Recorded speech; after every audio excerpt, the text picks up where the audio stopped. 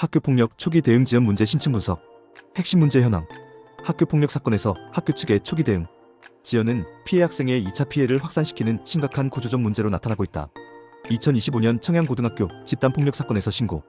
직후에도 가해 학생과 피해 학생이 함께 수학여행을 다녀오고 교육청의 위기관리위원회 개최까지 3주 이상이 소요되는 등 늑장 대응이 반복되고 있는 실정이다. 주요 지연 사례와 양상. 신고 의무 인식 부족.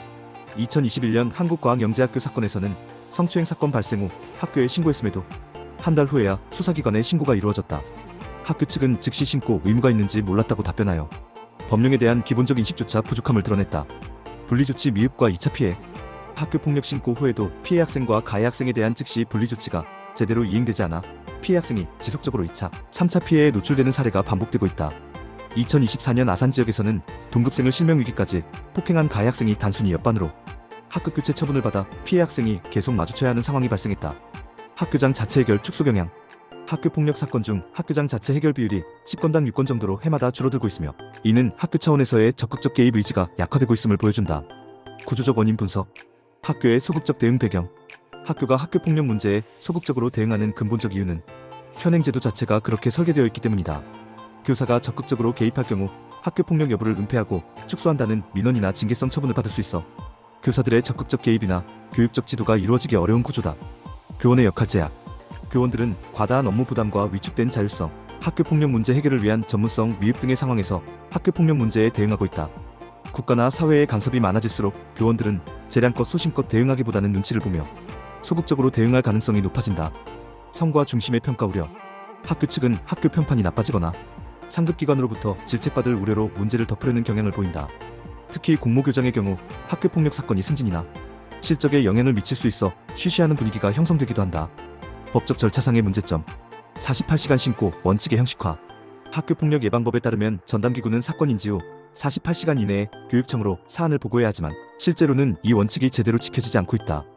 2025년 청양사건에서도 교육청 보고 후에야 심각한 학교폭력 사안으로 분류되는 등 초기 대응 체계가 제대로 작동하지 않았다. 긴급조치 권한의 소극적 활용. 학교장은 학교폭력을 인지한 경우 피해 학생과 가해 학생을 즉시 분리해야 하고 긴급보호 조치를 할 수 있음에도 불구하고 이러한 권한이 적극적으로 활용되지 않고 있다. 한국과학영재학교 사건에서도 긴급조치 요청을 학교 측이 받아들이지 않았다. 조치 이행 지연의 악순환. 가해 학생 불복으로 인한 처분 지연. 가해 학생이 집행정지와 함께 행정심판이나 소송을 제기하면 그 결과가 나올 때까지 학교폭력대책심의위원회의 조치 이행을 강제할 수 없다. 이로 인해 피해 학생은 가해 학생과 계속 학교를 다니며 2차 가해 우려에 시달려야 한다. 조치 이행률의 문제. 2020년부터 2022년까지 학교폭력 가해 학생이 청구한 행정심판 및 행정소송의 집행정지 인용률은 약 50~60%로 높게 나타났다. 이는 피해 학생의 피해를 제대로 고려하지 않은 채 가해 학생의 학습권 보장에만 초점을 맞춘 결과로 분석된다. 정책적 대응의 한계. 정순신 방지법의 실효성 의문. 2023년 통과된 학교폭력 예방법 개정안 일명 정순신 방지법은 가해 학생 조치가 지연될 경우 피해 학생이나 보호자가 교육감에게 신고할 수 있겠지만 전문가들은 실효성의 의문을 제기하고 있다. 피해자가 진술한다고 절차가 더 빨리 진행되는 것도 아니고 근본적인 해결책이 되지 못한다는 지적이다. 교육 현장의 부담 가중. 가해 학생 처분 지연에 따른 피해 학생 2차 피해 방지 취지는 공감하지만 조치를 거부한 가해 학생에 대한 별다른 제재 강화나 이행을 강제할 방법 없이 학교와 교육지원청에만 책임을 가중하는 방안에 대해 교육계는 납득하기 어렵다는 입장을 표명하고 있다. 시스템적 개선 필요성. 숙려제 도입 필요성. 전문가들은 곧바로 학교폭력대책심의위원회로 가지 않고 숙려제를 만드는 방향으로 가야 한다고 제안한다. 일단 한번 숨고르기 식으로 끊어주어 그 사이에 화해가 되거나 원만하게 처리가 되면 학폭위까지 가지 않고 자체 종결하는 것이 대안이라는 것이다. 경미한 사안에 대한 적극적 개입. 현재 학교폭력 예방 및 개입에서 경미한 사안에 대한 개입 방안이 부재한 것이 문제점으로 지적되고 있다. 경미한 사안에 대한 적극적인 2차 예방 방안을 마련하고 단순한 처벌보다는 성장 중심의 생활지도에 중점을 둘 필요가 있다. 학교폭력 초기 대응 지원 문제는 단순한 개별 학교의 문제가 아닌 제도적 구조와 교육 현장의 현실이 복합적으로 작용한 결과다.